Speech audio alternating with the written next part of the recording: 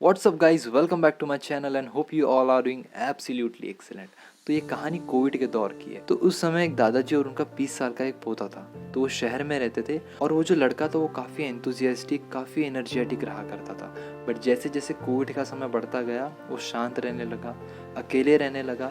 दादाजी के साथ एक ही कमरे में बैठा हुआ रहता था बट स्टिल वो बात नहीं कर पाता था। धीरे धीरे अपने विचारों में खोया रहता था। तो उसके दादाजी को उसके लिए थोड़ी फिक्र होने लगी। तो एक दिन उन्होंने उससे कहा कि चलो हम थोड़ा घूम के आते हैं। तो करीब रात के 9 बज रहे थे। तो उस समय वो लोग ऐसे ही शहर के किसी स्ट्रीट की तरफ टहलने निकले।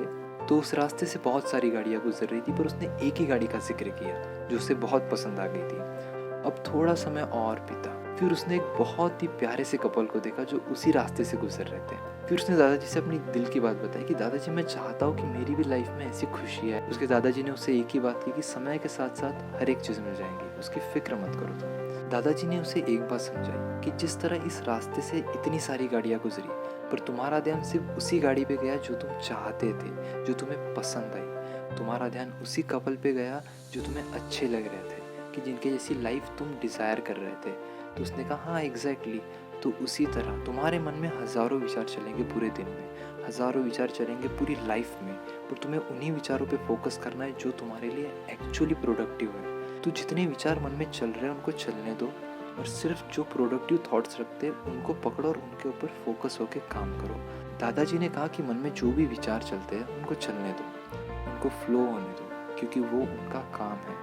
ये तुम्हारा माइंड का काम है, वो विचारों को बनाते रहेगा और तुम्हारे सामने हर बार लाते रहेगा। कोई नेगेटिव थॉट्स माइंड में आ रहे हैं तो उनको जाने दो, लेट देम गो, और अपने आप को इन सब चीज़ों से ऊपर उठाओ और अच्छी थॉट्स के ऊपर फोकस करके अपने आप के अंदर के जो सोल है उसको ग्लो करो। दादाजी ने उससे कहा कि जो भी ओवर थिंकिंग में तुम अभी फंसे हुए हो तुम इससे ईजीली निकल सकते हो अगर तुम इस चीज़ को ध्यान में रखो तो इसको अगर मैं सिंपल भाषा में बताऊँ तो let the thoughts flow, let your negative thoughts and negative emotions go and let your self glow. तो कुछ इस तरीके से हम अपने लाइफ में ओवर थिंकिंग को हटा सकते हैं। It's a step by step implementable process and you can do it. अगर मैं आपको इस कहानी का पूरा कंक्लूजन दूँ तो वो ये है कि let your thoughts flow, let them go and let your self glow. अपने आप को उभारिए और बाहर लाइए, अपने अंदर की अच्छाई को, अपने अंदर के अच्छे थॉट्स को बाहर लाइए और अपने आप को आगे बढ़ाइए। So with that said, thank you very much for watching this video. Don't forget to hit the like button. नए हो सब्सक्राइब किए बगैर मत जाना।